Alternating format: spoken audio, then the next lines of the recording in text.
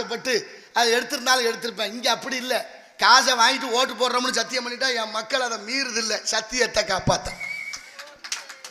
ஆனால் எவ்வளோ பெரிய கொடுமை இருக்கு பாருங்க. கேரளாவில் ஓட்டுக்கு காசு கொடுக்க போனால் விளக்க மாத்திரத்தை அடிக்கிறாங்களாம் தாய்மார்கள். இங்கே காசு கொடுக்காம போனால் விரட்டி கூடி அடிக்க போகிறேன், காசு கொடுக்காம போனால். எப்படி மாறி இருக்கோம் பாருங்க. எவ்வளோ பெரிய பக்கத்தில் தான் இருக்குது இவ்வளோ வித்தியாசம். இப்போ தீர்ப்பு சொல்லணும். எப்படி தீர்ப்பு சொன்னா தெரியுமா?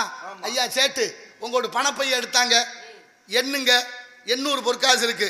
அப்போ நீங்கள் வச்சிருந்த பொற்காசு எவ்வளோ இருந்துச்சு? 900. இதில் எவ்வளோ இருக்கு? 800. அப்படின்னா இந்த பொற்காசு பைய உங்கோட்டு இல்லை, 800 பொற்காசு இருப்பது உங்கோட்டு இல்லை, அவற்றை கொடுங்க. 900 பொற்காசு உள்ள பணப்பை கிடைச்சா உங்களுக்கு ஆள் விடுற வாங்கிக்கலான்னு போய் சொல்லிட்டார். அதான தீர்ப்பு. அப்படித்தானே சொல்லணும்.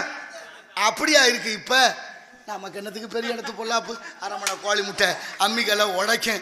எங்கே போய் சொல்றது? ஒவ்வொன்றும் வரலாறுகள் எண்ணத்தை இழந்து கொண்டே இருப்பது போல இருக்கு. பள்ளிக்கூடத்தில் தமிழ் இல்லை. 207 பள்ளிக்கூடம் அரசாங்கம் மூடிடுச்சுன்னு சொன்னால் ஒருத்தர் தொலைபேசியில் கூப்பிட்டு உனக்கு தெரியுமாயா, உனக்கு தெரியுமா, எப்படி இல்லாத ஒன்றை நீ சொல்லுவேன்னாரு. தரவுகளை எடுத்து வச்சுட்டேன், மறுதரம் கூப்பிட்டாருன்னா காட்டுவோம்னு. 207 பள்ளிக்கூடம் எங்கெங்கே மூடி இருக்கு, ஏன் மூடி இருக்குன்னு அத்தனை தரவுகளையும் தேடியாச்சு. ஏன் மூடினாங்கன்னு கேட்டால் படிக்க பிள்ளைய வரலன்னு மூடியாச்சு. படிக்க பிள்ளைய வரலன்னு பள்ளிக்கூடத்தை மூடின நீங்கள் குடிக்க வரலன்னு ஒரு சாராய கூட மூடலையப்பா. நியாயமா இது? நினைச்சு பார்த்தீங்களா? நாளைய தலைமுறை எப்படி வாழ போகுது என்பதை. மரணம் என்பது இறைவனால் நிகழ வேண்டும். இறைவனால் நிகழ்தான்னு பார்த்தா இல்லை. நேற்று பார்த்தீங்களா, உத்தரப்பிரதேச மாநிலத்தில் சாமி கும்பிட போய் 12 பேர் காலி. உத்தரப்பிரதேசத்தில் சாமியாரை பார்க்க போனால் 100 பேர் சாகுறேன். இப்படி எங்கே போனாலும் மரணமா இருக்கு.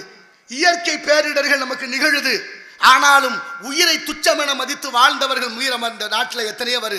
அதெல்லாம் விட்டுட்டு இன்னைக்கு எதுக்கு சாகுறோம்னு தெரியாம சாகுறோம். ஆனால் எப்படி சாகுறேன்? சாராயம் குடிச்சா 10 லட்சம்,